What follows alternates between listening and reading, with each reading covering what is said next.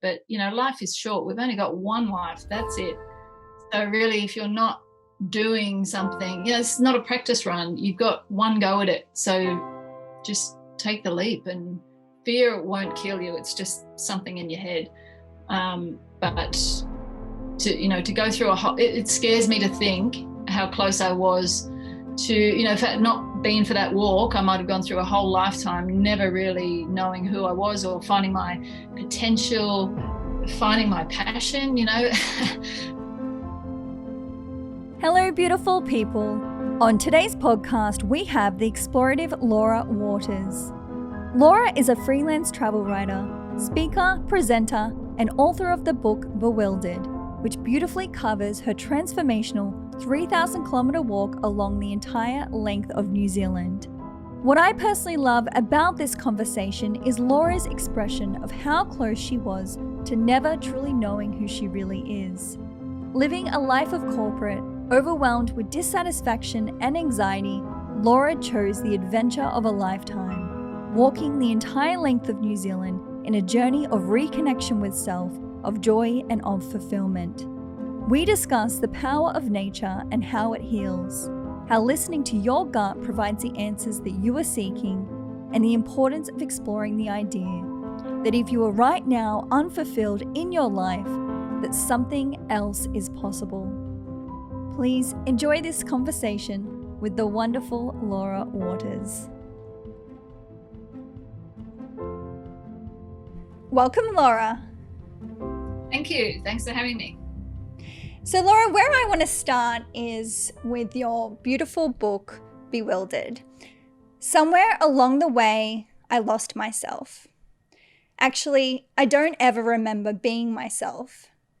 It seems for years I've simply existed. Well-traveled, productive, but searching for that space where I felt genuinely me.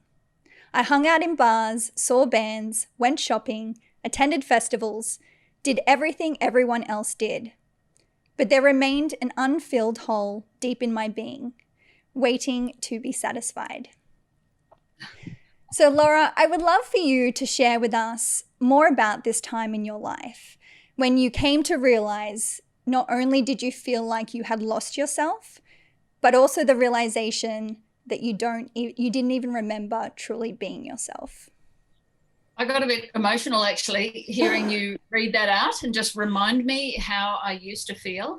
It just seems crazy to me now that I just put up with a life for so long that wasn't working for me. But I guess it's so easy to do that. It's so easy to just get drawn up in the 9 to 5 and you just get swept along in the current of normal life and don't pause to question whether this is your path or not. And when I was on the trail, I had no reminders of my current life. I had no job, no possessions, no familiar relationships, nothing to tell me who I was. So it just really stripped away my identity and I could sort of hear who I really was and what I wanted in life. So it just was a really pivotal point and set me on a whole different path. It's just been an amazing journey since. So I'm so thankful for that trip,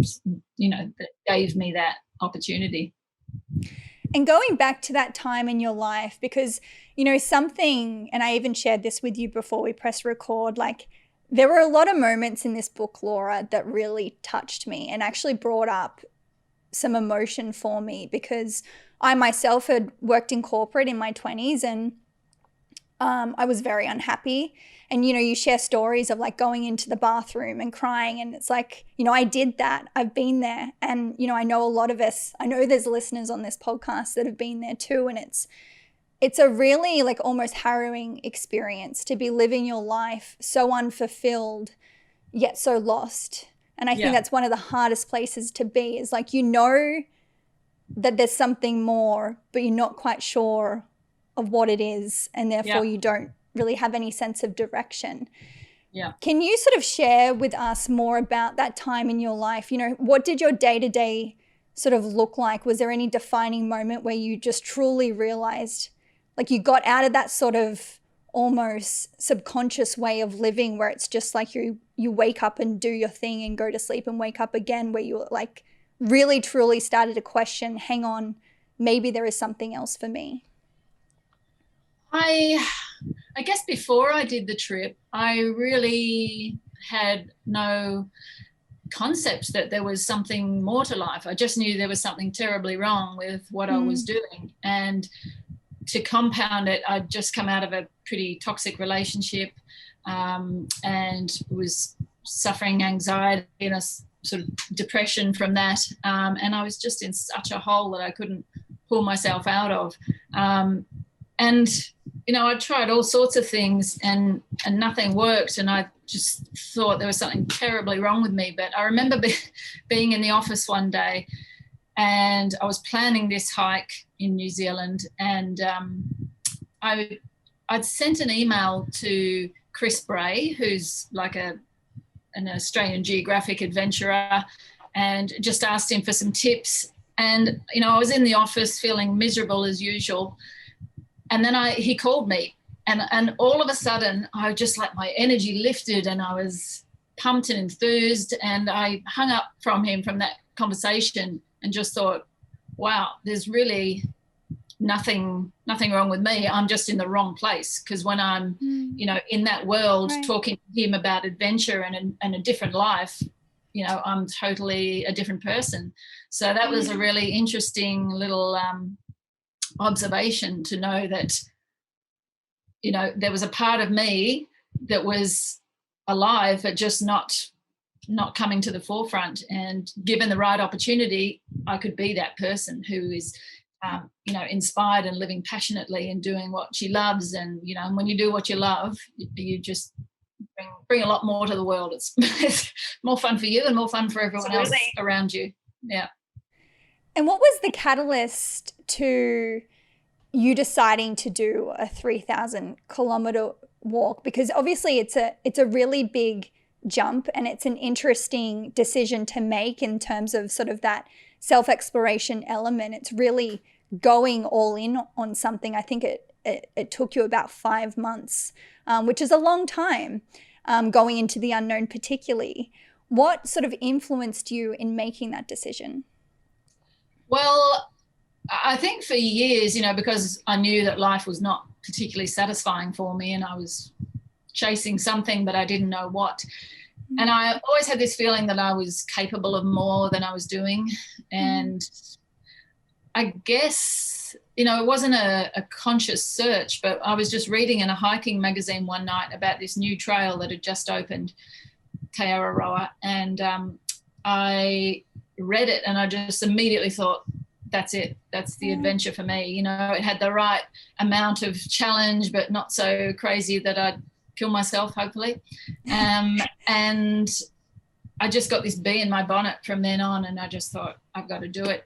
And it just coincided with this time that I'd come out of this relationship and just really needed to control, alt, delete and start afresh. So yeah, I mean, I'd done a whole, you know, maybe a dozen multi-day hikes before. So I'd been camping and I knew what's what, but I hadn't I hadn't walked longer than the overland track in Tasmania, which is, you know, 65 kilometres over 6 days. So to go from that to a 5-month epic, it was a step, but really it's all up in the mind. And if you've got a strong mind, you can tackle anything. So yeah, I gave it, I was scared while I was planning, but I just thought, this is happening. It's going to happen. So yeah, buckle up. Yeah. And you initially sort of set out with a friend, and sort of this was going to be a sort of team adventure. But I think it was only on about the second day or so that she got an injury and decided to step out very quickly. Talk to me more about that, because I think this is, you know, one of the most fundamental moments throughout this journey for you, is that I feel like, you know, in reading your story, it was kind of like maybe hard for you to see in the moment, but for me now, knowing what happened, it was like it all happened exactly how it was meant to happen for you. It did. It absolutely did. Yeah. Before I went, I thought there's no way I can do this trip on my own. It's going to be super gnarly. There's going to be navigational challenges, bits where I might have to scramble up rocks and cross unbridged rivers and things like that. I thought I can't do this on my own. So I got all enthused and coerced a girlfriend to come with me, and she was, she's done a lot of adventures in the past, and I thought, yeah, she'll be up for it. But she'd not done a lot of hiking, and in retrospect, maybe it was my enthusiasm for the idea that sold it to her. But so she started with me, and pulled out on the second day with a hip pain, and she did intend to come back to the trail, but it just never happened, and I kept walking. But like you say, it was, if she hadn't agreed to come with me, I probably never would have even got to the start line. So I'm grateful that she got me there, and in retrospect, it was something I was better off doing on my own, because I had a lot of healing to do, and I, with less people around, you can really sort of go inside and hear the things that you need to hear. So in retrospect, it worked out perfectly. And I'd love to know more about the healing, because I know this is a theme that you're very passionate about, is sort of how nature heals. And I've experienced it firsthand. It's something that I personally recommend to people in my own life. Can you sort of speak more about sort of going into the start of this journey and the realization of how healing nature can be for you?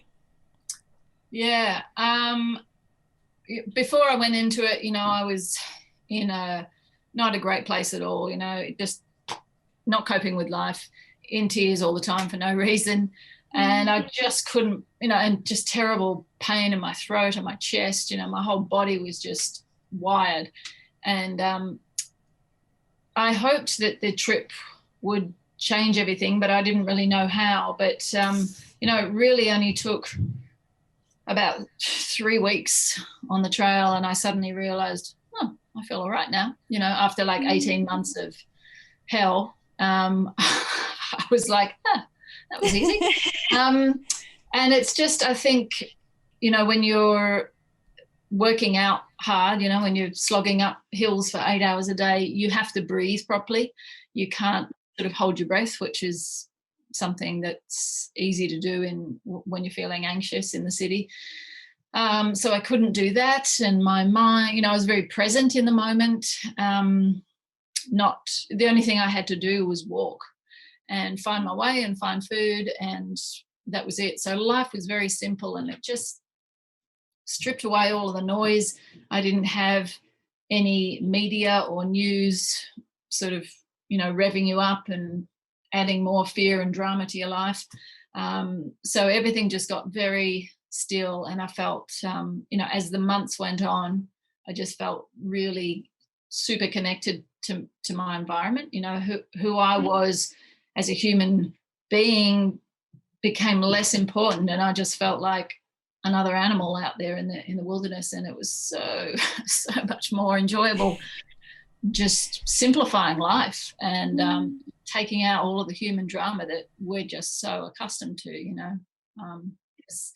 So much of that is manufactured too in our world, which just strikes me as crazy now. You look at reality TV, it's all about tears and drama and anger and fights, and I'm just like, what are we doing? Do we enjoy this? I certainly don't enjoy it. So I just love that space out in nature. All of the animals, anything in nature, they don't do anything for drama. They do things to survive, and the simplest way. And yeah, it's a good example to follow. Just be and take the drama out. It's a lot more fun. And these elements of, connection and being present. And I know, you even write about surrendering to what is, which is really beautiful. How do you bring this into your life when you're not on the trails? Yeah. I can't say if I would have been able to do that without the hike, but now having done the hike and I know what that feels like, it's much easier to drop into it now if I'm in the city. You know, I've got a reference point that I can go back to. So, you know, if people, obviously not everyone can do a 5-month hike, but even just short stints in nature, if you really tune into your surroundings and be very present and switch off. You know, before I did that hike, I worked in a ski resort and that got quite stressful at times, but you know, every evening I'd just walk up to the summit of the mountain and it just really relaxed you and put everything into perspective. So I think when you've got that sort of reference point, you know what it feels like, it's easy to remind yourself and to, you know, anchor yourself back to that point. And you mentioned earlier about, you know, coming out of a toxic relationship, and something that you wrote in your book that I wrote down, I thought it was very powerful. You said, neither of us knew what love was. He didn't know how to give it, and I didn't know what it should feel like. That was a big one for me because that sent me back to particular relationships that I had been in. And it was very profound for me, Laura, when I read that, and I was like, wow, like that is totally what happened. Can you speak more about you coming into this lesson? Because I think it was so defining for you because, you know, during this, you know, walk, so much of your healing was surrounded and centered by, you know, your past relationships. And, you know, you shared that even a lot of it was coming up in dreams, which you tend to hear is when you get out on the trails, things that are sort of remain unprocessed tend to come up. Can you share more about those learnings that were coming up for you? Yeah, I guess there's a lot of aspects in our life that are so familiar to us, we don't even question them. And when it comes to relationships, you know, it's not straightforward. there's no rule book. There's no, you know, there's a lot of gray areas. So it takes a lot of time to navigate that and to decide what you're happy to accept and put up with. I shouldn't say put up with, but yeah, there's no hard and fast rules. So you have to sort of work out for yourself what's healthy and nurturing for you and what isn't. But you know, no one's perfect, so there's obviously always a lot of give and take and compromise, and but sometimes you can get lost and give too much, and you know, you've got to have love in the world, and you've got to love other people, but you have to love yourself as well. And I think that's where you need to put some boundaries sometimes if there's unhealthy relationships, and just look after yourself as well and not just give all the time, which can be something I think particularly perhaps certainly for myself, but maybe, you know, women in general are more socially conditioned to be the giver and nurturer, and we can just lose ourselves on that mission sometimes and forget to nurture ourselves as well. And this was a really beautiful moment that I liked about your journey, was you really coming into experiencing what it feels like to take action on having boundaries and being able to say no. And the situation I'm thinking of is when someone you were walking with wanted to leave where you guys were, but there was sort of, you know, enough sort of visual in the air for you to see that the weather was turning bad. And you were sort of suggesting that normally you probably would have followed, but you sort of found your own voice in that moment to be able to say, actually, no, I will not leave. I will stay here. And what was really funny about that is that he ended up staying with you as well.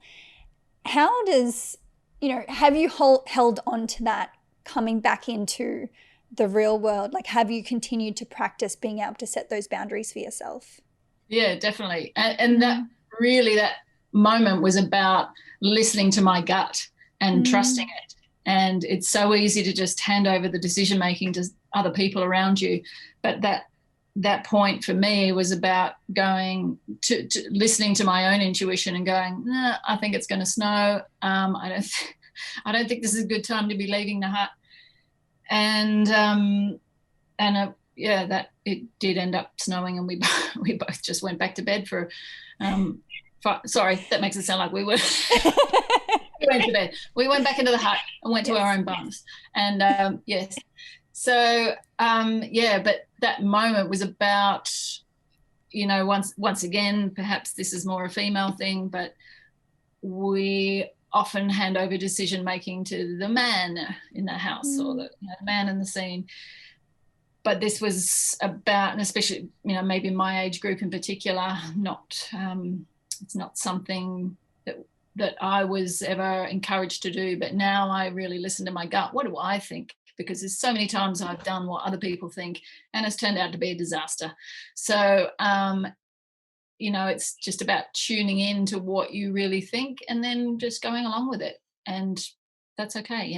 We all have different ideas and take different paths, and sometimes it works and sometimes it doesn't. But if you listen to your gut and follow it, it's done me well, and I've taken that into normal life since I've come back.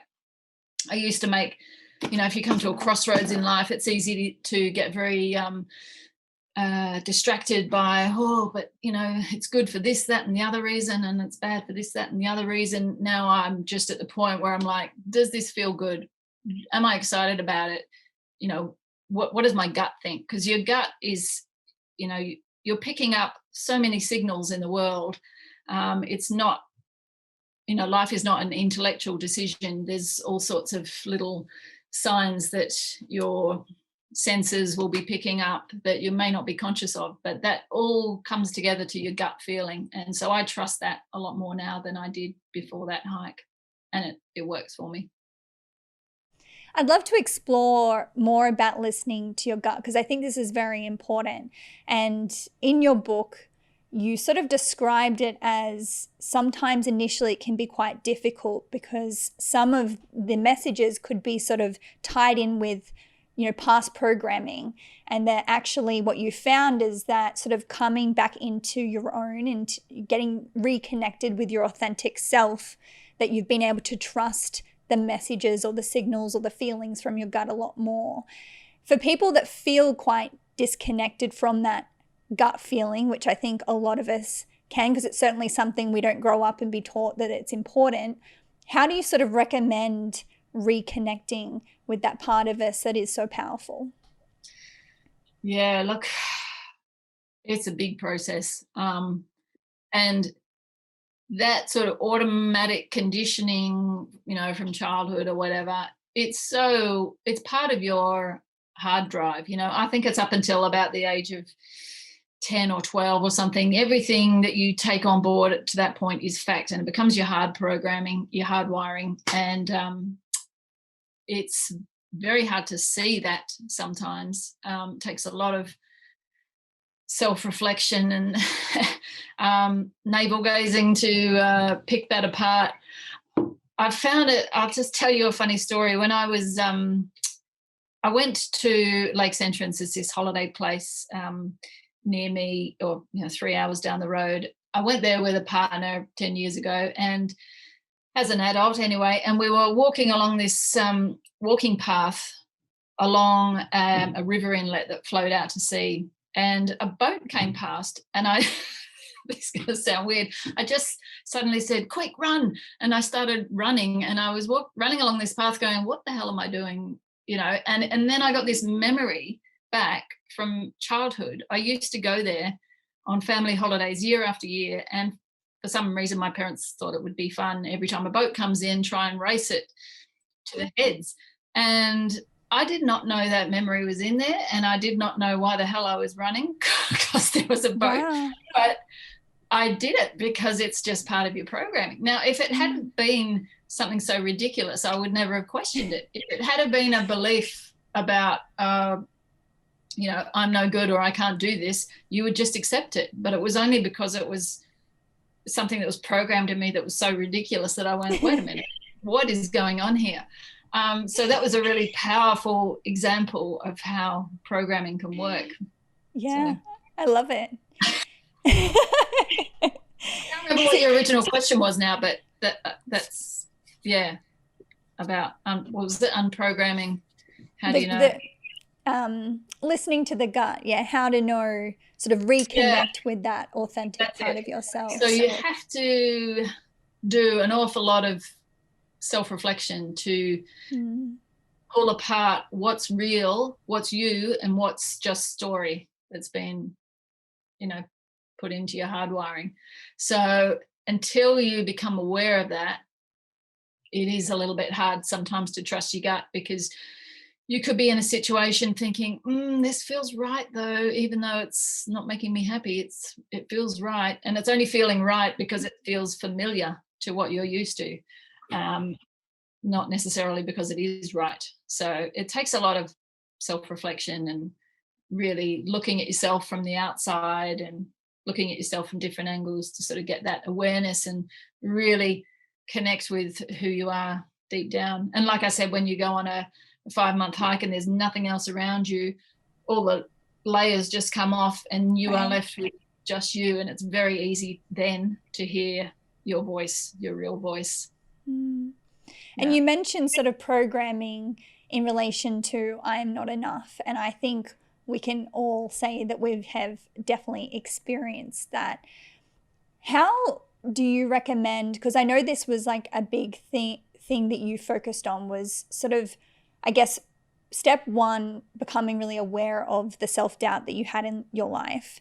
But then step two, sort of leaning into overcoming that self-doubt, which you obviously did with this big walk, and sort of showing yourself what was possible by leaning into that fear and going into the unknown. Can you share more about, people that are living sort of day to day in this kind of like space of self-doubt and sort of maybe wanting something more, but kind of still listening and buying into those sort of fear-based thoughts? Yeah. I mean, fear is just a product of the mind. Fear itself is not going to kill you. The whole thing about fear, it's, and stress responses, it's there to stop you coming, originally, it's there to stop you killing, becoming killed by a saber-toothed tiger or something like that. It's not to stop you from taking the leap for a new career or something like that. So, fear over those sorts of things is really just a big waste of energy.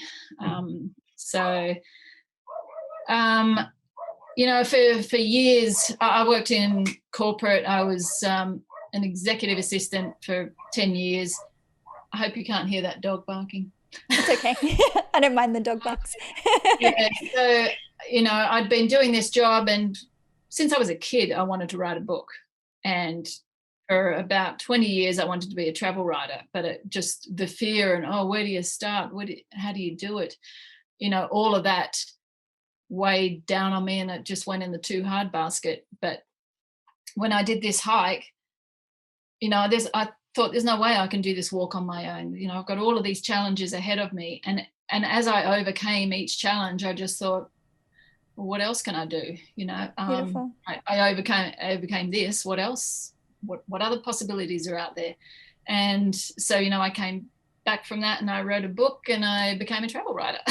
So that's what happens when you sort of take that leap. And I just, none of the amazing things that have happened to me since I finished that hike would have happened if I'd stayed at my desk, at my safe desk in the office in the city, and just hoped or wished that one day I'd write.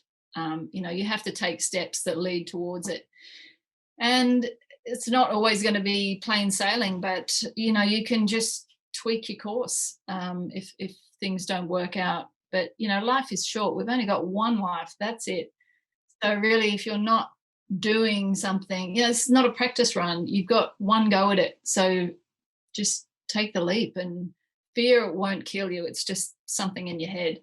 But to go through it scares me to think how close I was if it had not been for that walk, I might have gone through a whole lifetime never really knowing who I was or finding my potential, finding my passion. There was a German girl that I walked with on the hike for a month or so.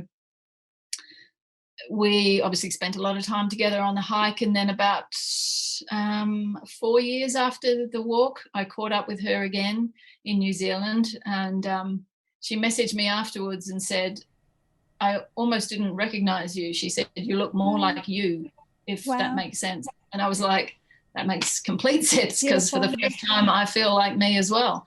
But without that walk, I might possibly have gone through a whole lifetime just not living to my potential and sort of living under the layer of, I don't know, obligation and whatever. Anyway, I'm here now. I'm here now. I'm much happier for it. So take the leap and do what you need to follow your dreams. I absolutely love it. It's just such a beautiful story, and it got me thinking, because obviously to some people listening, you had the opportunity and the freedom to take 5 months from, working at your job and really leaning into this. And, I'm aware that not everyone has that option right now with the various responsibilities. So I would love to explore more with you, Laura. Like, how would you recommend, taking that first step into something like this? Like, maybe someone can't just sort of get up and leave the job that they're like incredibly unhappy at, but maybe there's things that they can do in their free time to sort of really start exploring the idea that something else is possible for them. Oh, this is a tricky one, because before I did this walk, I mean, you only see the finished product where all of the hurdles fell, and here I am. But I was in a good job that I thought I couldn't leave. I thought my boss is never going to give me 6 months off, and I just had this bee in my bonnet of it's going to happen. So I think when you get in that mindset, the hurdles fall away. And like, I'm not telling everyone to go quit their jobs or anything, but I find in life that when you commit to a path, the hurdles disappear. And so, I didn't think I would be able to get 6 months off. There was lots of things that I didn't think were going to happen. I didn't think, being a travel writer, it's a super hard industry to survive in. But, I've been tempted a few times to get a proper job or a regular job. And then I've caught myself at the last moment and gone, no, because this isn't what you want to do. This isn't leading to where you want to go. And I just get back on the path, and then things work out. So it's not easy, and that does take a bit of courage. I don't know how, I don't know if there is a soft path to finding that sort of outcome in the end. I think, there's that old saying, leap and the net will appear. That does seem to work for me, and it's scary sometimes, and I catch myself many times thinking, how can I keep doing this? And I just think, I get tempted by other paths, and then I think, no, this is what I want to do, and I'm going to commit to it, and then things pop up. I don't know why, but things pop up.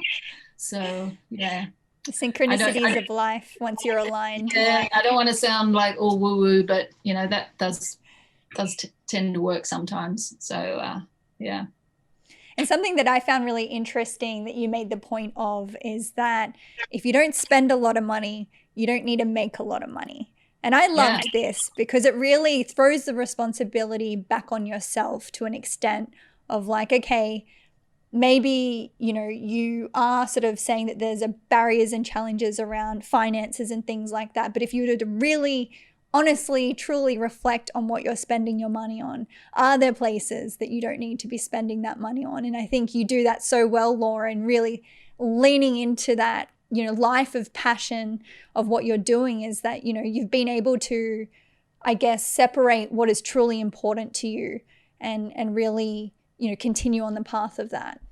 Yeah. And I think, so like when I quit my corporate job to write this book. I thought, that's crazy, you know, how am I going to afford to do this? And then I just thought, well, I just need to live as cheaply as I can. And then I got just offered a 2-month gig working or volunteering at this resort in the Solomon Islands, and you know, just free accommodation and food in exchange for a few hours work a day. And then I did a lot of house sitting, and you know, these are things that I couldn't have planned initially as a way to make things happen, but they just, when you decide on your path, then opportunities pop up, and you end up finding solutions to the problems that you had. I just realized I'm harking back to your previous question now, but it's, I think when you just take that leap and follow that path, things pop up, solutions pop up. And what is it like being a writer now? Like, what is it to be a writer? What does the day in life look like? Well, I haven't really had a normal life for 7 years now or so, since I finished the book. Since I finished the hike. So a bit hard to say. So when I was writing the book, I was just doing a lot of house sitting, traveling. I had another 6 months in New Zealand, looking after people's dogs, and writing the book on a laptop. And then I started writing for magazines and newspapers. And now I'm sort of based in Melbourne, and you know, it's a pretty competitive industry, so it takes a while to build those connections with editors and learn the craft, learn a whole new craft as well. So things were just starting to take off when COVID hit. Right. So, you know, I was just starting to get trips. You know, I had 8 days hiking in Jordan, and then Wow. a month later I was hiking in Patagonia. Beautiful. And then COVID hit. So I don't really know what's normal yet, but I write a lot for outdoor magazines, obviously. So I might go away hiking for a few weeks and then write some stories on that, come back to the desk, and I'm working on a guidebook at the moment, so that's kept me busy over COVID times, which is Great good. Idea. So yeah, and then, you know, I supplement that with other things like public speaking, and I do event presenting for a lot of the adventure film festivals, so Beautiful. like Banff Mountain Film Festival and Ocean's Gutsy Girls Radical Reels. So all things that I'm interested in, and I can slot these into my life, but there's nothing standard about it, and I like it like that. Yes. Because I hated, you know, in my old job, having to go to the same place every day and do the same thing and be there for the same hours. And with this job, I never know what's going to happen from one week to the next. And you know, at times it can feel like I'm really swimming upstream, and then suddenly I'll get a lot of opportunities fall into my lap. So yeah, I'm still waiting to hear what normal is going to be, but it might be a few years until COVID's out of the way before I find some sort of even keel. But who knows what I'll be doing by then. That's the fun part. Oh, exactly. Anything could happen. And you mentioned going on these sort of you know, walks in Jordan and Patagonia, and this is sort of part of like your new life, as you said before, sort of COVID hit. It's on pause right now. What is that like, having those experiences for you now? Because, you know, you had this really defining 5-month journey that you even write a book about. Are you going into these experiences still with this sort of like element of self-exploration, or does it just like simply feel like work? Like, what does the angle that you go into these now look like? It's definitely work. There is no holiday aspect to it at all. You know, the itineraries are often flat out from first thing in the morning till late at night, and you have a lot of commitments, and you've got to take notes, and you've got to get photos, and you've got to make sure you talk to the right people and get the story, find out what the story is when you get to a place. And so I mean, it's, I remember one of the first trips I did, it was a dive trip in Fiji, and I was sitting on a boat thinking, this is pretty good. Wow. and it is good.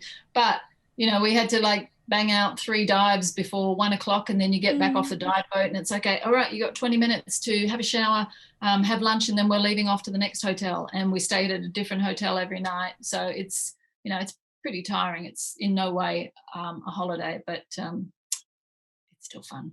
Yeah, because I think that can be like a bit of, a challenge for people living their passions or their creativity, is that when they finally sort of like get into that space, they then sort of like struggle with it being work and still sort of like withholding that passion for the work that you're doing.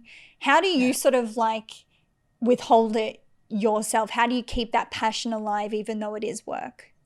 I just keep reminding myself, basically, like whenever I'm tempted to have a whinge about, I don't feel like writing today, I'm like, hey, you got up at 8:30 and then you walked the dog, and stop whinging, because just remember how it used to be. Right. So it's just a gratitude, I guess, coming back to being grateful for what you've got. Yeah. And speaking of gratitude, what are you most grateful for having sort of lent into doing that 3,000 kilometer walk? Oh, geez. I don't know where to start, because it taught me so much. It fundamentally changed the course of my life. When I reflect back on it, I mean, I tried to capture it in the book, but when I reflect back on it, it was just such a magical period. It gave me my life back. And it gave me more than what I could ever dream of. So I just don't even know where to begin with the gratitude for that. But yeah, I mean, it gave me it gave me myself. Beautiful. And yeah, thanks, New Zealand. Well, I think that is such a beautiful way to end this conversation, and thank you, Laura, so much for this. It was truly wonderful to have the ability to be able to read your beautiful story that you've shared, and thank you for inspiring a lot of us. I even went on your website and you have a lot of comments on there from people all around the world just thanking you for connecting with them and inspiring them. And I think I hope you're proud of that. It's such a beautiful way to live, to truly influence people like that in such a positive way. So thank you for sharing your story. Thank you. Thank you for reading it. You're very welcome. So Laura, on a final note, I would love to ask you, what does it mean to you to be human? For me, I think life is all about meaning, having meaning, finding meaning and purpose. And for me, that is about happiness and connection and making the world a better place. When you find your meaning and your passion, you're a better person, and you've got so much more to give. And the world needs help, and we need to care for it more and care for each other more. So I think if you find your purpose, you find your happiness. You find your happiness, you spread it. And yeah, I think that's what life's about.